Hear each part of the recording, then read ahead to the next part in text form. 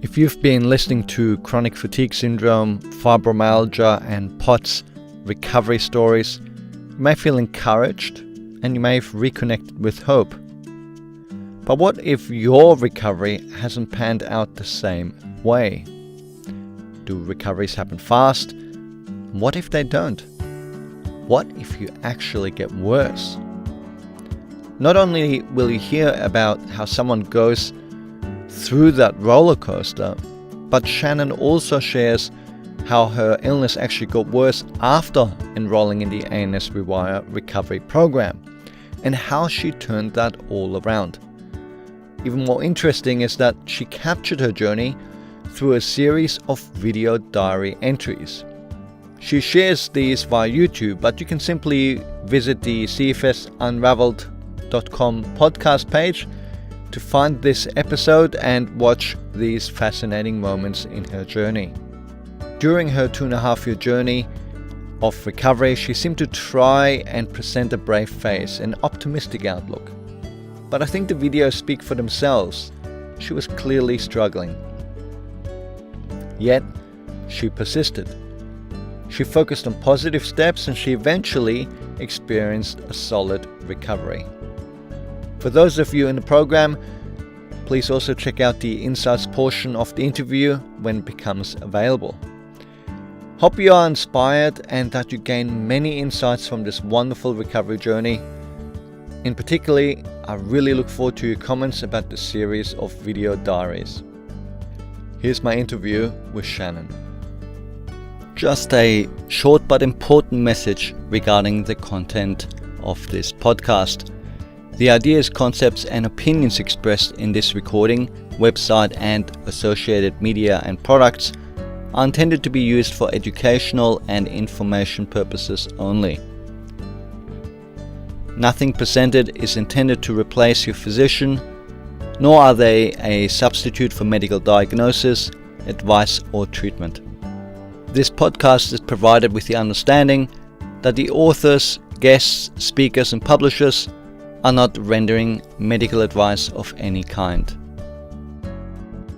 So I'm very excited today to speak with author Shannon Esposito, who actually used the ANS Rewire program to recover. And it's a particularly interesting story because she managed to capture her story with short video snippets along the way. And it was a bumpy journey.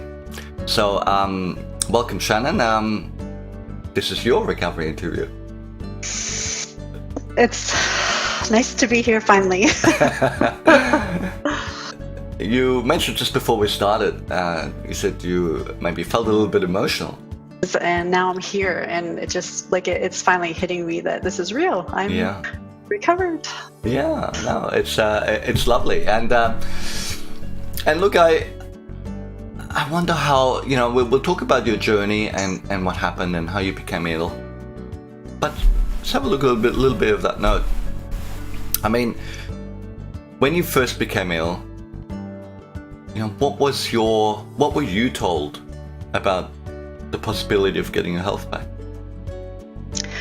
I wasn't told anything. Nobody had really any idea what to tell me. So I basically did a lot of my own research and figured out that, people stay sick for a long time, and I may never get my health back. So that's where I started.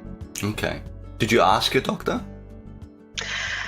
Yes, but there's no cure. They can try to help you with your symptoms, and that's all he could do. Yeah. Did he talk to you about the idea of recovery or remission? I mean, did you ask him specifically? Or did it just not come up? Well, when my doctor actually sent me to a rheumatologist fairly early. So the rheumatologist diagnosed me with fibromyalgia and told me to keep exercising. Mm-hmm. And then when I burst into tears because I could barely walk, and he just told me to keep exercising, he told me to get back on an antidepressant. So that was my advice. Right. Okay. From the medical community. Yeah. So, I think many people will appreciate that that bursting out in tears, because we kind of feel so helpless, don't we? It's like, here we are, here's your medicine, and you're like, How are you supposed to take it? Yeah. It's Not helpful. It's almost like nobody really quite gets just the severity of what you're going through. No, I didn't feel like he believed me. Really? No. So, did you then find another rheumatologist or another doctor to support you, or? No. I mean, I first of all, like the first 6 months, I was in so much pain and so fatigued. I was basically bedbound. So at that point, I had no energy to try to go around to different doctors. Right. So after, it took me a long time to try to go back to specialists and doctors and, try different things. I tried a lot of different things, but that first 6 months, I couldn't do anything. So that was back in 2014, is that right? Yeah. So let's step back a little bit for a moment. I mean, what happened before that?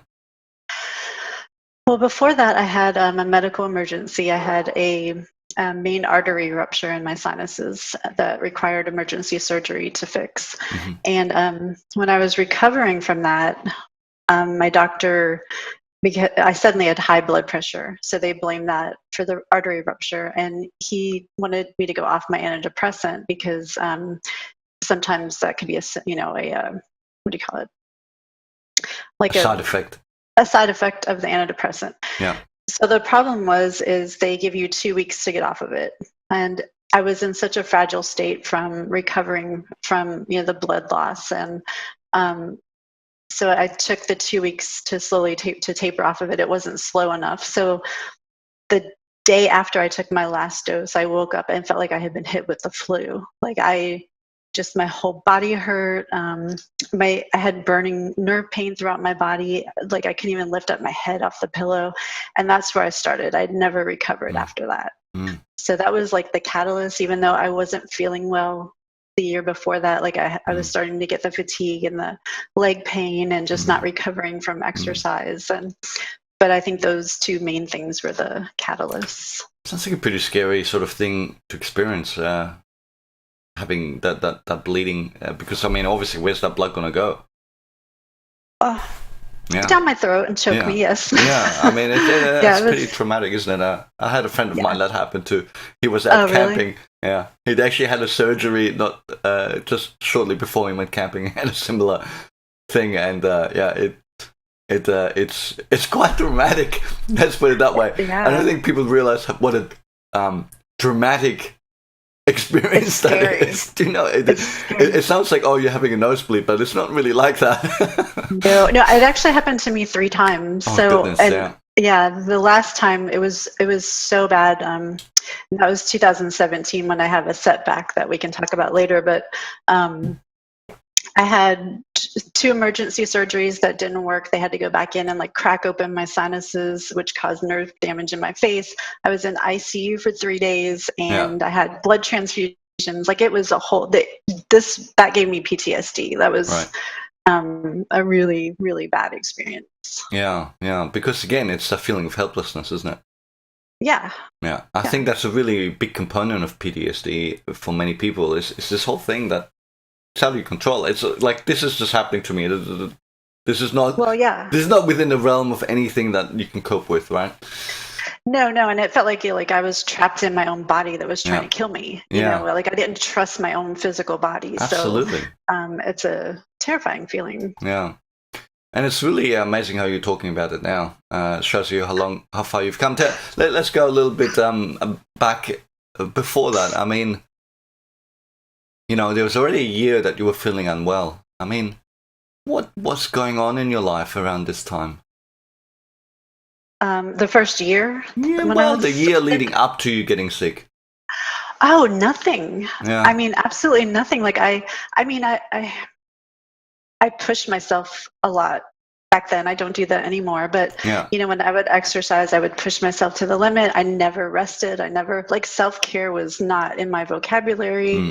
I just didn't take care of myself. And I was, the type A, everything perfectionist, a lot of personality issues, that I didn't have enough coping tools for stress.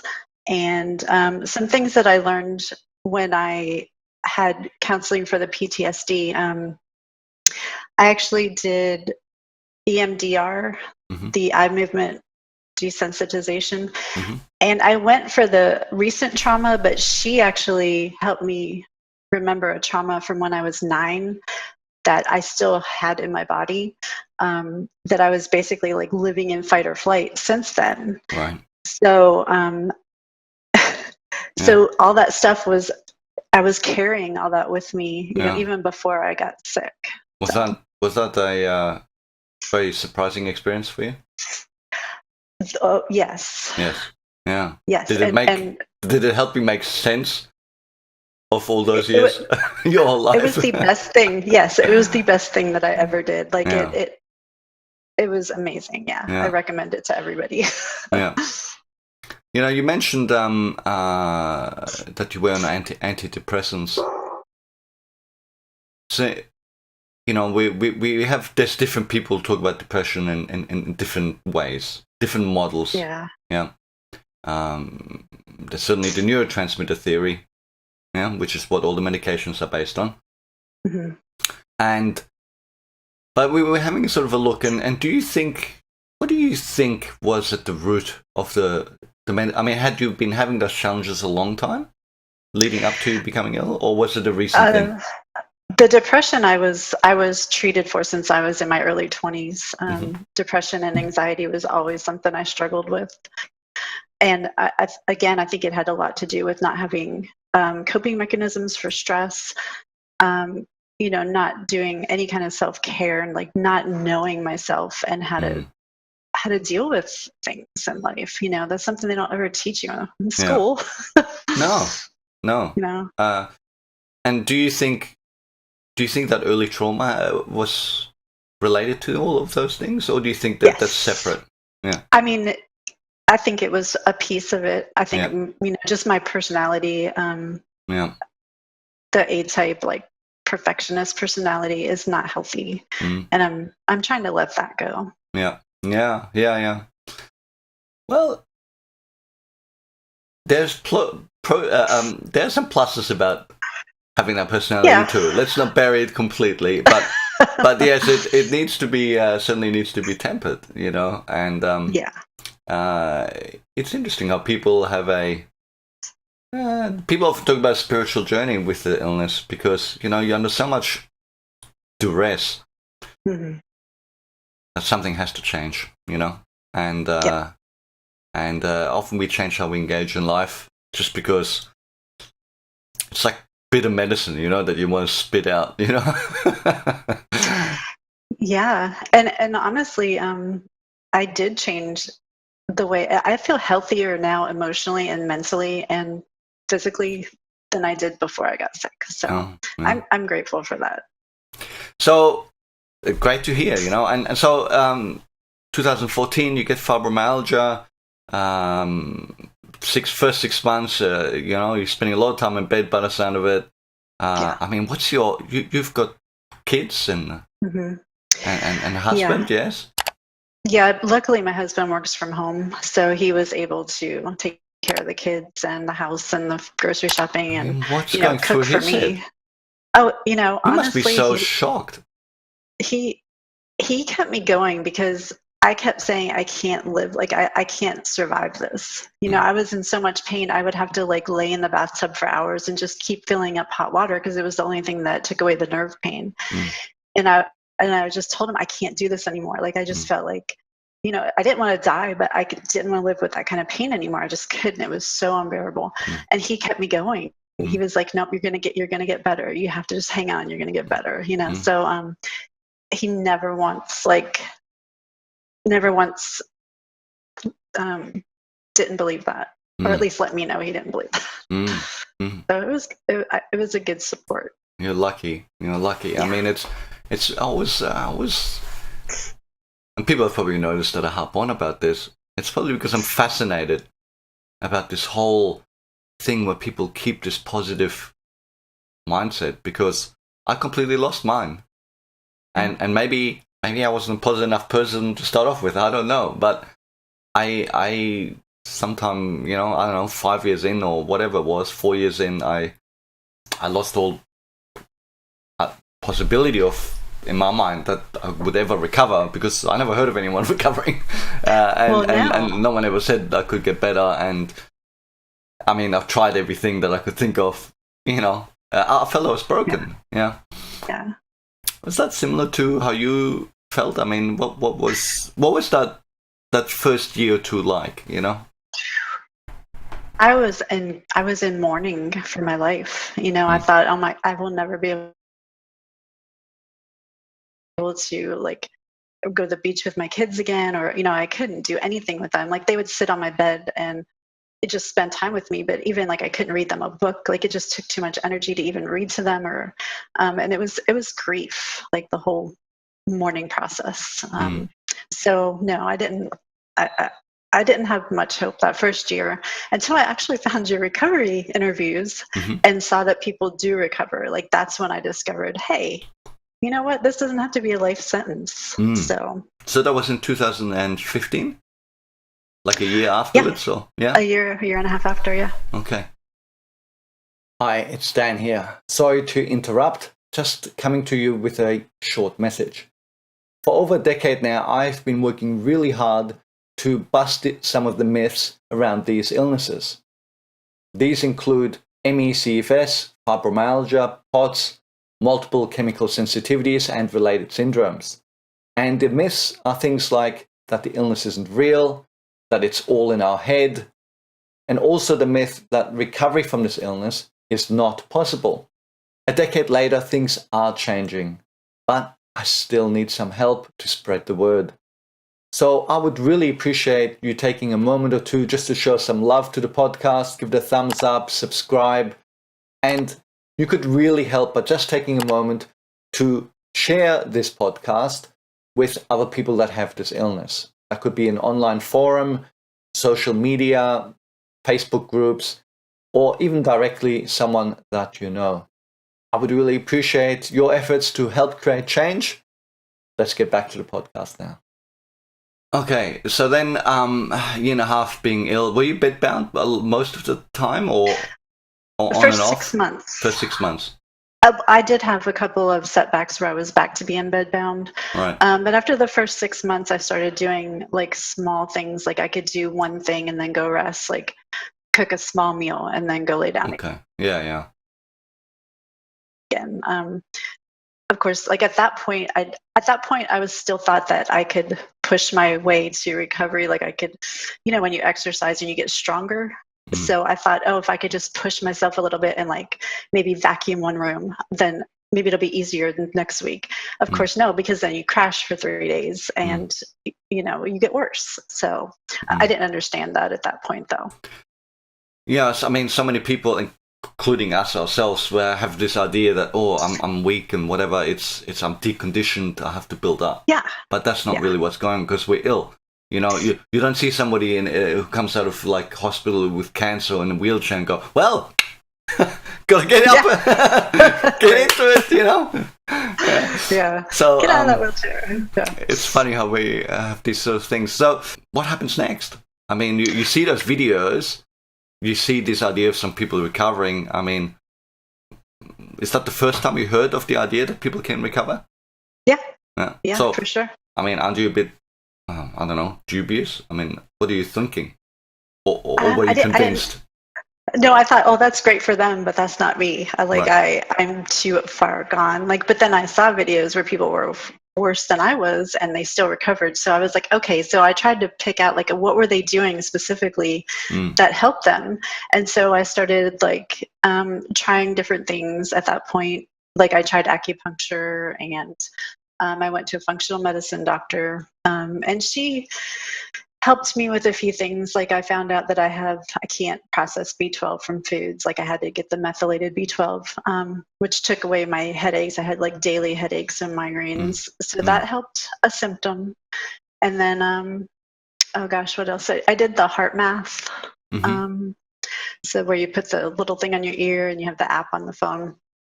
And that was basically like meditation. You know, it was just another form of meditation. I was doing a lot of meditation. Some restorative yoga. What else did I do? Like just changed my diet, you know, took away sugar and caffeine and processed foods. And but nothing like all the stuff I was trying, like some of it would help some of my symptoms feel a little better, but it was not leading me to recovery. So what were your symptoms? I mean, if I were to get you just to rattle off your symptoms quickly, what were they? Okay, so definitely the nerve pain in my legs and hands were really bad. Brain fog, dizziness, vertigo, blurred vision, the severe fatigue, of course, light and sound sensitivity. I had some new food sensitivities. Oh gosh, one of the worst ones was I had a hard time digesting solid food. When I was at my worst, like it felt like if I ate something, it would just be a rock in my stomach. And then I could feel my nervous system react, like my heart rate would shoot up and my chest would get really heavy and I would get tachycardia really bad. And this would last for like an hour after I ate. So I was afraid to eat, at that point. Like I was like, okay, this is one of the times that I felt like I wasn't going to survive because how do you survive if you can't eat? And then later I got the POTS symptoms and tachycardia every day. Like when I tried to fall asleep, I would get tachycardia, and so I couldn't sleep. And I started having daily panic attacks, but that was after the setback and then the emergency surgery in 2007. At that point, my nervous system was just totally dysregulated. I mean, I didn't think I would. Yeah. So this was after the emergency surgery in what year? Sorry, you just broke up. 2017. So that was that was the third time that the artery ruptured. Right. And I had a specialist in St. Pete's, which is an hour from us. So we made that drive with me, like bleeding out, to go let him do the surgery because nobody else could help me. They kept doing surgeries that didn't hold. So he's the one that went in and like cracked open my sinuses to reach the artery and, cauterize it. But like, because it was such a major surgery, I had lost so much blood that like, I think because I wasn't fully healed, it just dysregulated my nervous system. Beyond, like it was so far gone. Because you already have a dysregulated nervous system. You already have fibromyalgia and CFS. And then to have a traumatic thing again and a surgery on top of it and all the blood loss. I mean, it's like, can you think of a worse combination, No, I mean, people avoid surgeries and things often, because they feel they can't cope with it. And now here you're thrust into this. How do you wake up the next morning after that? Terrified. Like I was so terrified. I was like in the hospital, in ICU. They kept telling me, like they had already given me a blood transfusion, but they kept saying we might have to give you another one. Like my heart blood pressure was so low that they were afraid that they needed to give me another transfusion to get my blood pressure up, but they decided to wait. So I'm laying there like, oh, am I just gonna like like die here in ICU? I mean, it was just like terrifying. I can't even describe it. Yeah. Oh, absolutely. What a nightmare, hey? Yeah. And I mean, how's your husband coping with all this? He's my rock. Like, I don't think I could have made it through without him because he stayed in the hospital with me all the time. Like, I came home and I was in a wheelchair for 2 months because I wasn't functioning, obviously. But he would have to wheel me to the bathroom. He'd have to wheel me to the bath. Like, he took care of the kids, the dogs, cooked dinner, like, always he kept everything together. So. I mean, what are your family and friends saying? I mean, what's wrong with you? Like, why are you so sick? How could they understand it? Did they believe you? No, nobody understood. My mom did. She came over quite a lot and helped out. But I lost all of my friends basically, and even my family. Like when they saw me after this. It was a few months after this surgery. They saw me. I think it was Thanksgiving, and they were like, "Oh my God! Like I didn't realize you were that bad." And I thought I looked pretty good for coming off of death's door. I was like, I put makeup on, I brushed my hair, like I thought I was looking good. And they were like, "Oh my God! I didn't know you were so bad." It's like they should have seen you earlier, hey? Yeah. That yeah. should So the no. day after the surgery, they would have had a different idea. Yeah. Yeah. So Okay. And now so, I just my husband. That's who I have. yeah. So what happens next? So after I tried all the stuff, I did. I feel like I recovered up to about 70-80% before that 2017 Setback. surgery. Yeah. Just trying all those things myself, learning about pacing. Like it's so funny. If doctors would just tell you about pacing instead of trying to get you to do the what do they call the gradient exercise? That's all I had learned at first was the gradient exercise, which doesn't work. If somebody would have just said to me, "Don't use more energy than you have," that's like that was a really big key for me. That's when I started being able to do more. Is when I realized, okay, like you have to rest. You can't feel guilty about it. It's just something you have to do.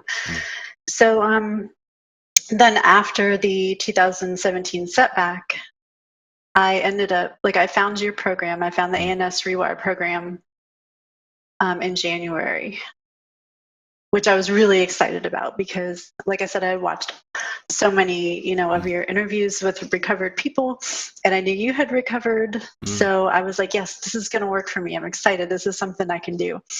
But unfortunately, because I had the PTSD and super bad anxiety, I needed to take care of that first because I ended up with the POTS symptoms in May. I was in the hospital. What happened was I tried to do a shopping trip because I was practicing, the posture and being able to walk through the stores relaxed. And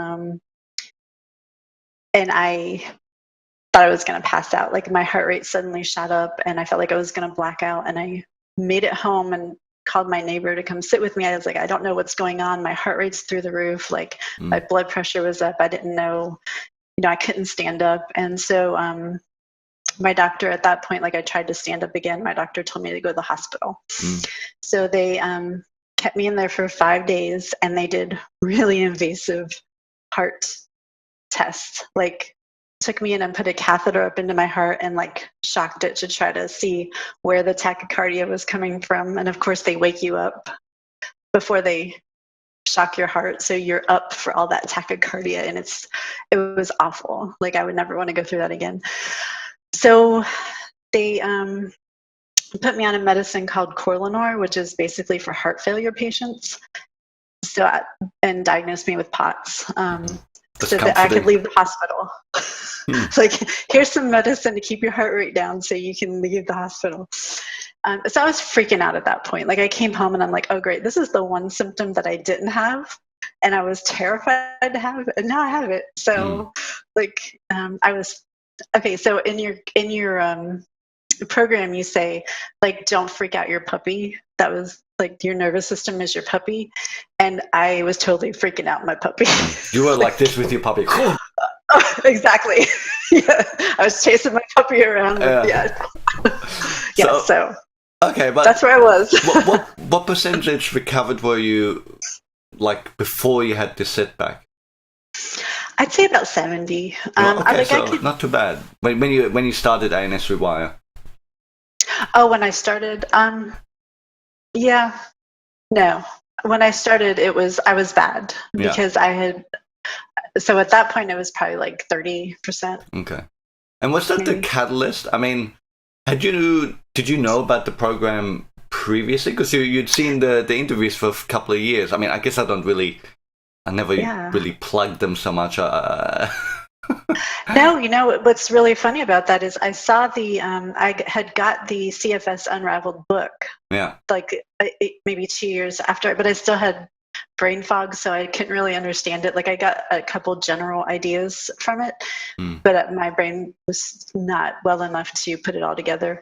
But no, I never saw the ANS Rewire program until I went to look up more videos, and I was like, oh wait, what is this? So yeah, I don't normally try and promote it through. I want these videos just to always stand on their own and people just to get hope. I don't want to look like it's just me trying to sell a program or something like this. But obviously the program is an important resource for people to to move forward, which is why I'm now sharing more of the stories with people who did the program as well as other stories, you know. So, bad on me. Yeah, get it out there. Apologies for that. Okay, so so you start the program, right? You obviously had that bad setback, and then you're trying to get back into life. You're using some of the strategies, and then I guess you kind of pushed yourself too much, right? And that, do you think that's what brought on the POTS attack?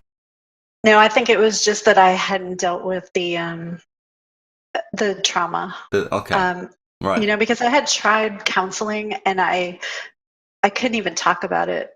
Like I would hyperventilate in her office and I'd have to leave. Like so I had to deal with that. You know, this program was supposed to make you better, help you get better, you know, and now it's like it's worse than ever. I mean, what are you thinking here? Did you straight away go, okay, this is the PTSD from the education in the program, or did you go, oh my God, I don't know what to do now?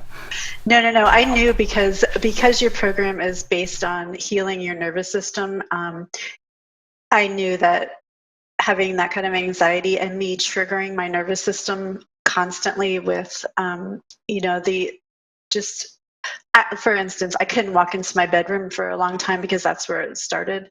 So like every time I'd try to walk into my bedroom, I would trigger my nervous system. Like anything I would pour beet juice down the sink and it would trigger my nervous system because it would remind me of blood, you know? So I knew this program could help me. And in fact, I have to say, when I came home from the hospital, when I got diagnosed with POTS, I was so bad off that I had to lay in the dark because I couldn't process sound or light. Like it was, all my energy was just into breathe, like used to keep breathing. My brain couldn't process anything. So all I did was lay there. And luckily I had gone through the modules where, you know, the process where you stop your thoughts and you control your thoughts, and, you know, visualizing myself being well. And those things actually, I think, saved my life, because I feel like if I would have just given up, I would have just stopped breathing at that point. I was so on the edge. I was in this weird like coma. I couldn't even talk. I couldn't process anybody else talking to me. So just laying there, having this something to do, to think about these modules that I've already done, like I really think that saved my life. You know, we don't talk enough about these really dark times. I don't really like to talk about them a lot in general, because I think people then get this idea that, oh, maybe that they're heading for that, you know? That's true, yeah. And I think that doesn't tend to happen that often. Yeah, it happens, right? It happens, and sometimes happens for a short time, but it's not like one can expect for that to happen, right? I mean, I've spoken to, you know, countless people and heard countless stories and emails, and it's not that common. You know, people they see this on the internet and then they think, oh yeah, this is what happens, I'm gonna get this. It's not what happens. But I think it's worthwhile talking about when it happens, because I think people often think that's like a one-way road when they get there. Especially if they've heard some of these sort of horror stories. They think, oh, this is what, once I'm there, then there's no coming back from that. Yeah. And so it is a dark place. It is as scary as, you know, scary as can be kind of place. Yeah. But you're just trying to hold on to cope, isn't it? You're just trying to cope, you know, in every moment. It's when you were in that scary place. Okay, now you'll use some of the strategies that we actually use primarily for, you know, affecting neuroplasticity to help the nervous system normalize. Yeah. But you actually use them, I guess, for the anxiety side of things that comes with this. What are you thinking? Are you thinking this will go away? It won't go away? I mean, there must be a lot of fear. I mean, what's going on in your head? How do you get through it? I mean, that's when I did have those really dark thoughts, like I'm not going to make it. But then I had learned to pay attention to those thoughts and stop them. So I didn't let myself go there very long. I mean, they would pop up. I would deal with them within a few seconds and replace them. So now obviously people learn about this in the program, but I just want to sort of explore this a little bit. I mean, because it's not just about what tools you have to do these things. It's whether you want to do it. And what I mean by that is, like, of course, nobody wants to be suffering, right? But, I mean, if you're thinking that this is bad stuff that's going to happen, I mean, why would you want to change those thoughts? Because, you know, it's like if you're standing on a railway track, there's a train coming, you don't be going, oh, don't think about about the train. I mean, it's like, it's coming, yeah? So if you think it's a reality that this bad stuff's going to happen, how do you find it in yourself to make that shift? Well, one of the things that I learned in the program, Exploring Myself, is that I catastrophize. I've catastrophized. Like, my thought, I go to worst case scenario in every situation, which is great for fiction writing, not so great for living life. Yes. So that was one of the things that I had been working on, was not going to worst case scenario. Okay. With every thought. So I was already primed for that. Like, I was already working on that. Like, so don't basically, let yourself go there. It kind of sounds like you recognize that perhaps this train that you're seeing coming, perhaps it's not real. Yeah. I mean, perhaps I can change the direction of it. I have that power. Yeah.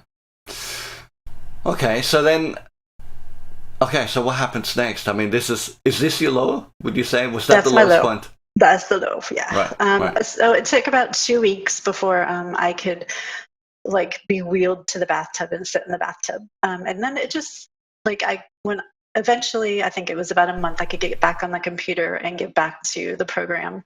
And that was it. Like, I was, so it was about 6 months from the time I left the hospital to when I could get off the Korlynor and I no longer had the POTS symptoms. And that was all through, you know, just all the work I was doing. Like, the program's not easy, but it's simple, but it's not easy because you have to do the work. You know, you have to believe in yourself. And so that's what I did. I think it took about 16 months maybe for me to get to the point where I felt about 80% healed. Which, after being sick for 6 years, was amazing to me. And I would have probably been happy staying there. Like, I was feeling as normal as, you know, I thought people should feel. But then I kept getting better. So, it was, I think, May of this year is when I finally, like, let myself believe that I was recovered, because I actually went and worked out in the yard for the first time in 6 years, and like in the Florida heat, you know, it's like 95 degrees here in the summer. And like, I worked outside for 2 hours. I was sweating. Like, it had been 6 years since I could sweat, you know, and I was like having so much fun. And then I came in and I was like waiting to crash. You know, you still don't trust that. You still have a hard time trusting your body. And so, and I just got sore. Like, I got sore and I was tired like a normal person. And I woke up the next day and I was fine. And I was like, okay, like, I'm here, you know, I'm here. You know, it's, I feel a bit choked up hearing about that. And I think the words, let myself believe that I was recovered. I mean, boy, that really resonates with my own experience too. Because, God, we become so entrenched. It's like, I mean, this is like, you know, I used to make the joke, it's like, I don't need a doctor to get rid of this, I need a priest, you know? Yeah, it's like, I need like an exorcism or something here, you know? And you know, we get this real self-identity that we're broken. Yeah. Like, how can you fix something that's broken? You know, what's that? All the king's men and all the king's horses or whatever couldn't put Humpty Dumpty together again. And gee, that it really feels like that. So, and really, you know what? The only way I think to overcome that is experience. It's proof. Like, all this talk, other people's stories. I mean, they're nice, they're boosting, but at the end of the day, we need cold hard proof that, one, we can make progress, that we are not different, and 2, that we can actually fully recover. And it's like, I don't think you ever believe it until you get there. No, you don't. Yeah. And I mean, like I said, I was happy at 80%. Yeah. I was like, wow, I didn't think I'd ever get here. So, But you did these wonderful videos, which we'll share as well. But you did always talk it up. You always said, yeah, I know I can recover. I believe I will recover. Do you think when you said those at the time, did you was it like, I believe it and then I don't believe it? Or did you think you were kind of trying to convince yourself? On some days it was hard. On some days, like, I had to convince myself that I was going to recover, but I never said that out loud. I would never let myself say that to anybody. I would always say, yeah, I'm going to recover. I know I'm going to recover. Like that was my truth that I was hanging on to. Because it's interesting. I wonder what other people will think. But when I look at those videos, I see in some of the videos, say, yep, Shannon believes she's going to recover. And then I see the same video and she says the same thing. And I go, Shannon is trying to convince herself that she believes she's going to recover, And it's really interesting because, you can say one thing, but the eyes tell the story, don't they? And it's really awesome that you recorded those things and shared them, because I think everyone's going to go, that's me. I hope so. Yeah. I hope so. And then I hope they can see themselves as me now. Yeah, absolutely. So look, I mean, you already had engaged in a lot of the strategies, because you heard people who recovered in all manners of way, people outside the program. Yeah. I mean, obviously the program, there's a lot of education about how pain works, sensitization, the ANS dysfunction explanation, which is the basis of my book, and all of this kind of thing.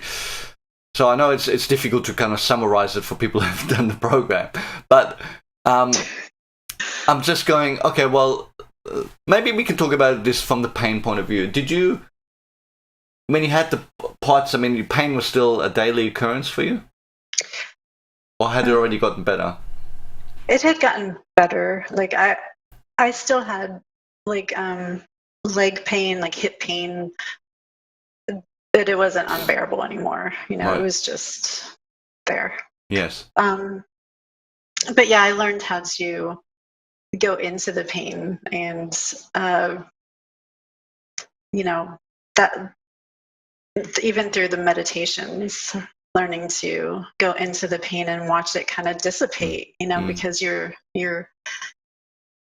it's that connection that we were talking about, like the mind and the nervous system. The mind affects the nervous system, the body affects the nervous system.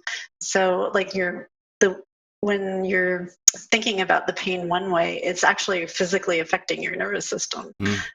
Is that too much information for people? I don't know, but it does it. It definitely helped. Yeah. With the pain. Pain's a weird thing. It is a weird thing because, the pain is real, first of all. Yeah. And, but with central sensitization, the processes, the research, obviously I share a lot of the research by researchers from around the world in the program. And we talk about the very well understood mechanisms that are involved in pain perception. All right, so they're not a mystery, right? Unlike sort of, I suppose, the ANS explanation for the illness is a little bit less commonly understood, right? But with the pain perception, I mean, was that important to you, hearing how researchers for long periods now and doctors use this in hospital settings and all this kind of thing? Did that really give you confidence? Do you think that was an important part? Yeah. Yeah, definitely, because I research everything, and so it's important for me to have things that back up, like facts that back up, and people that have done experiments and actually learned about this stuff. And it definitely makes it seem more real. So then, I mean, did you? How did you then get rid of the pain? I mean, let me just ask this. Like, I'm trying to be in the position of the people listening here and not in the program. I mean, they just want to know, what are you doing? I mean, what's the magic? I think the magic is just like you say, pulling up all the anchors at once. It's you have to kind of get out of your own way to heal your body. you don't heal your nervous system. Your body can actually heal your nervous system. It's a self-healing process, but you have to get out of the way. If you keep triggering your nervous system with things, it just can't heal. So I think that's what I learned the most, is just like, I loved knowing how to get out of my own way, out of my body's way, so it could do its thing. And we're talking about, so what we're talking about here is triggering the nervous system, and most people who have CFS and fibromyalgia will know this. Like, if they go for a run, or they go to a party, or they don't sleep, or some people have multiple too loud noise, or some people have multiple chemical sensitivities. So these are all kinds of triggers. Or even if they have like a fight, with a friend, an emotional trigger or something like this. So these triggers are physical triggers. They're, I suppose, neurological triggers, if you like, and also they're mental triggers. If they work too hard, they strain too hard, reading too much, working too hard. Yeah. And also emotional triggers. Yeah. So a lot of people engage in mind-body approaches, which can be very successful. And some people use a combination of strategies, and maybe not always so sure. I guess, one of the key aspects here of the ANS Rewire program is that we do all of the different things at once, right? So you did all the physical strategies. You were training the nervous system with physical strategies. You were training the nervous system with mental strategies.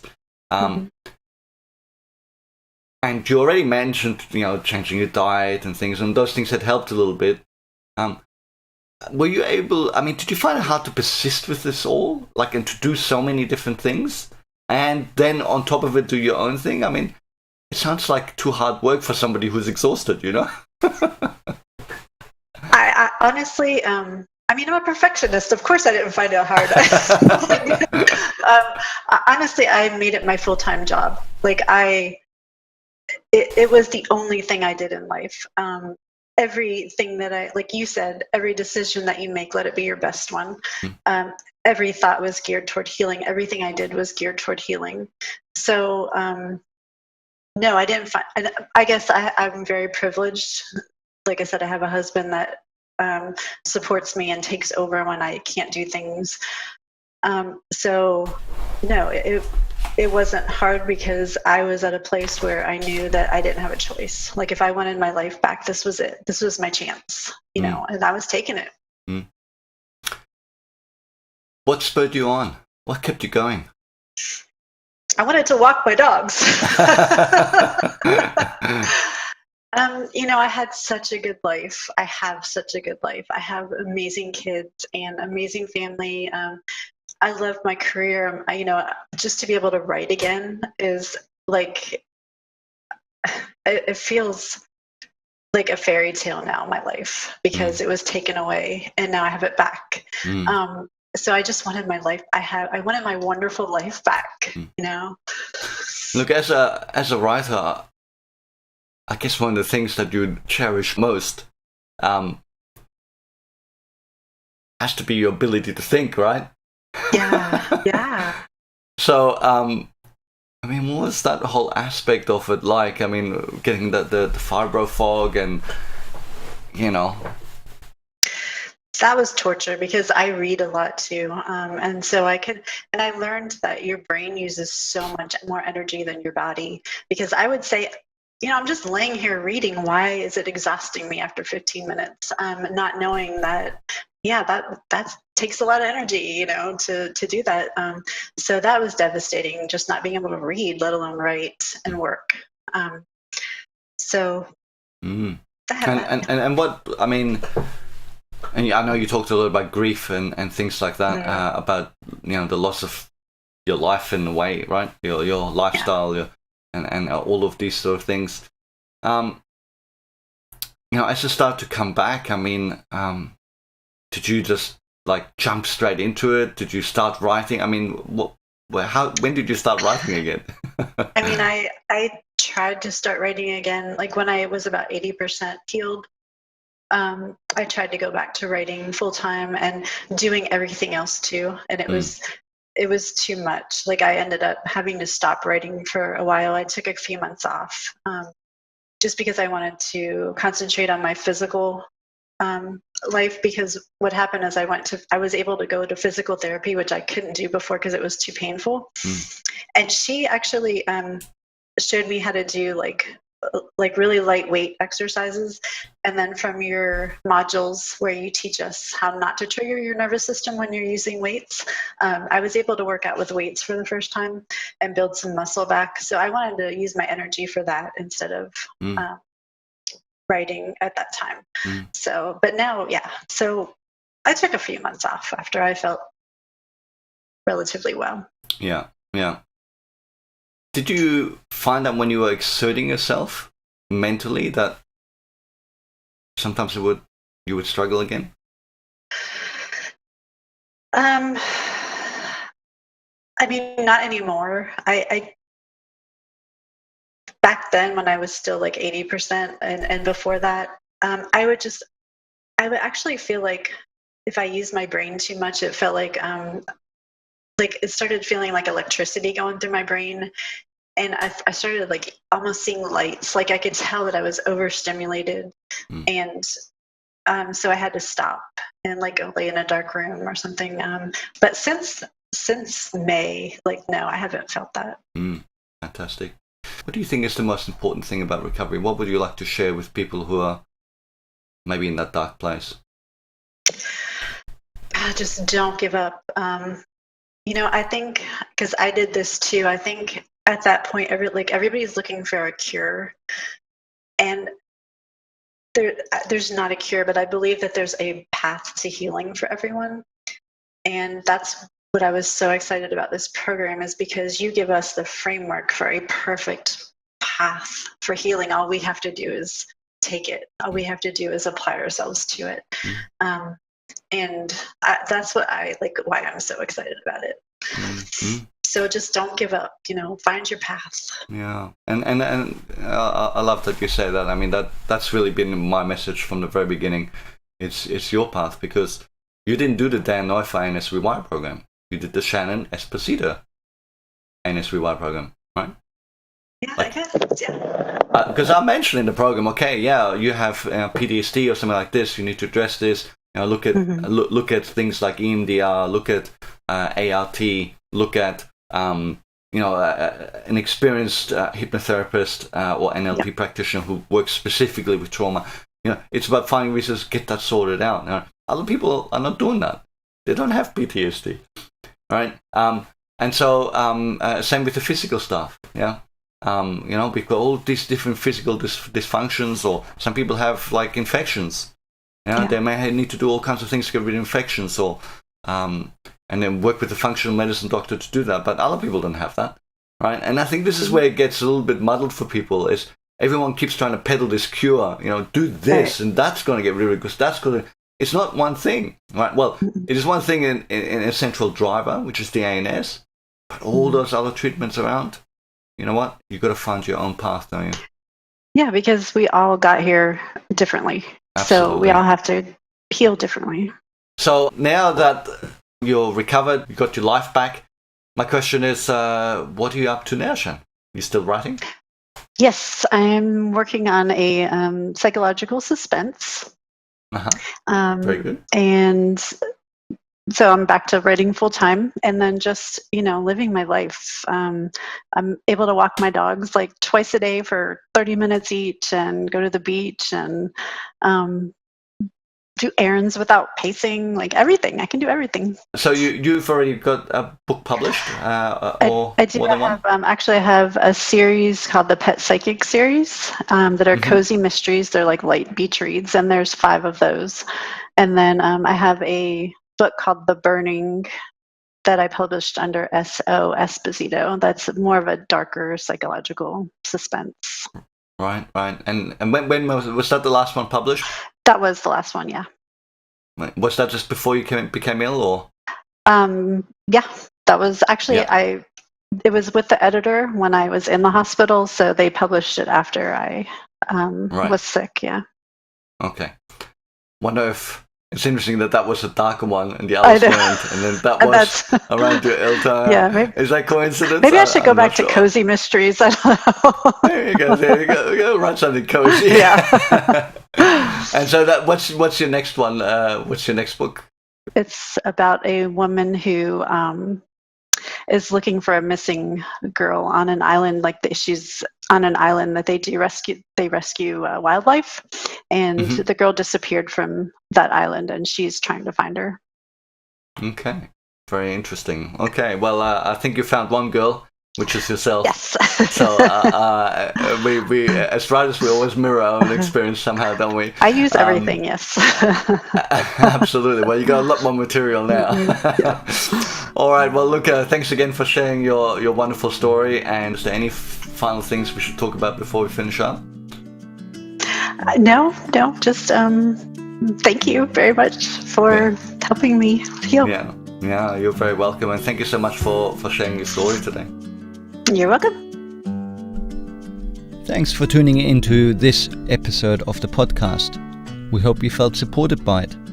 If you have any questions, feel free to reach out to us via cfsunravel.com, and make sure that you subscribe to the podcast on iTunes or wherever you listen to it. And you can leave a comment and a 4 or 5-star review if you feel so inclined. If you want to make sure you get your free copy of Discover Hope and get notified about all new recovery resources and interviews, including recovery interviews, subscribe to us via the website.